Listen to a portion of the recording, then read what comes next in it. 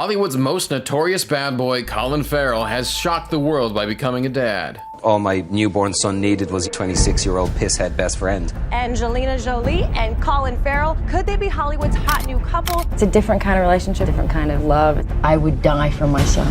I think a mother's love is strangling in its purity and its heaviness. James started having seizures. It's a rare disorder. It's called Angelman syndrome. It's a world rocker. Partying, drinking, all that other stuff. As a mother, that thought upsets me. It would break the child. What is wrong with you? I just couldn't stop. The first time I met James, he was 6 weeks old because I was in Morocco doing Alexander, and I met him on a runway, and I'll never forget the moment she opened the shawl and I saw him for the first time, and it was the most powerful thing I've ever experienced. And I always thought that the power that I felt when I saw him was love.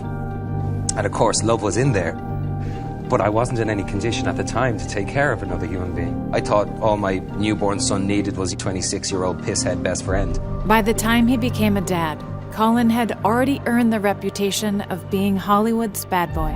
Basically, I'd been fairly drunk or high since I was 14. It's estimated that Colin drinks 3 bottles of whiskey, 12 bottles of wine, 60 pints of beer, and 280 cigarettes a week. When I was a late teen, I got brought in for questioning as a suspect in an attempted murder.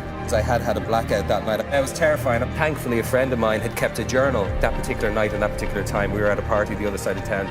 But one of his co-stars saw past the bad boy to his real potential. Must have been wild, the two of you together. Everybody in the film is considered the odd man out. We're the tabloids' friends. You're a couple, I've read. I became his mom. I saw how hard he was working. He's not arrogant, he's not greedy, he's not selfish. So there seemed to be a bit of a frisson between your two characters, which was a bit disturbing, seeing as you were mother and son. And I, as a mother, can't imagine that. Because Angelina had just changed for her own son. He had a little rebellious past. When I was younger, I thought, oh God, I couldn't be somebody's mother. I was questioning whether, with my tattoos and my darker side, whether that same person could also be one day a wife and a mother.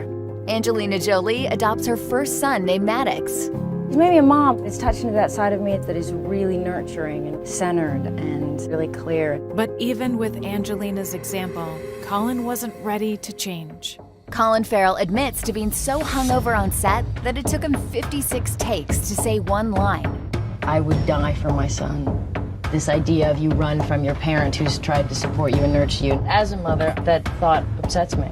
I think a mother's love, as wonderful as it is strangling in its purity and its heaviness. Colin wasn't fully present, but even he could see something was wrong with James.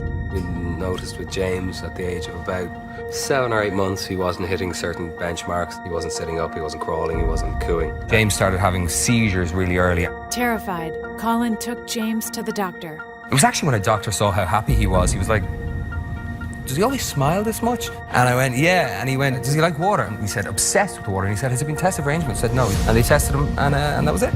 Angelman syndrome is a neurogenetic condition that manifests itself in different ways. Impaired speech or complete lack of speech, jerky gait, trouble with fine motor skills. Imagine that you're told your child may never walk. It's a world rocker. I wept. Colin let his fear for James overwhelm him. Fear will drive you to do incredible things. There are periods of your life when you can't remember what was going on. For me, if someone who was drunk for 15 years, high for a good few as well. The memories of all the stuff that happened when I was doing that stuff were taken. And nothing there at all, just a gap. Just a gap, a Wow, void. that's it. Colin realized that if he didn't change, he could lose James forever. For the first 2 years of James's life, I wasn't open to change. I've been on such a mad trip for 6 or 7 years that I just had to step back and have a look at my life, and having my son was the primary reason. Just wanted to be there for him, wanted to be clear, be around him, remember being with him. I was pretty sick. I went somewhere for 5 or 6 weeks, and I came out of the haze that I was in and that I burrowed myself into so deeply. And then you come out of that and everything was just in a degree of focus that I hadn't experienced. Colin changed to become the dad James needed him to be. You stopped drinking it altogether? I haven't had a drop in 6 months. Was it difficult to give that up? It was tough, yeah, absolutely. One of the lucky ones, I'm out of it. I'm just really proud of him. He's a great dad. He genuinely wants to be the best guy in the world for his kid. Colin put James first. If I go on a chat show and I mention Angelman syndrome, then Cure Angelman, the website, gets a few thousand more hits and some money comes in and some people feel less alone. They are enormously grateful to him for speaking publicly, sharing James with the world, because every time Colin does that, it helps their child. It's a huge voice that has brought a ton of awareness. There's that fire in all of us, and if directed in the right way, it can be a force for good. And Colin got to be there for the moment he thought he'd never see.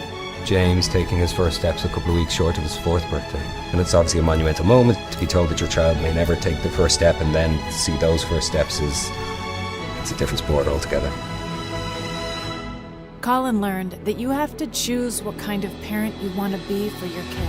I made some changes in my life, which allowed me to open up to the gravity of bringing a child into the world. On the inside, I'm just a dad of a child that has this condition. He's just really, really bright light that illuminates everybody he comes in contact with. And people say having a kid changes you. No, it doesn't. Look around the world. There's so many people it doesn't change. But it should change you. But to have change in your life, I think, lasting change, effective change, positive change, you have to be open. There are moments when I'll see her and it will hit me so deep. Meadow Walker, the model and daughter of the late Paul Walker. This was unlike anything we could have imagined. The driver lost control before hitting this tree in the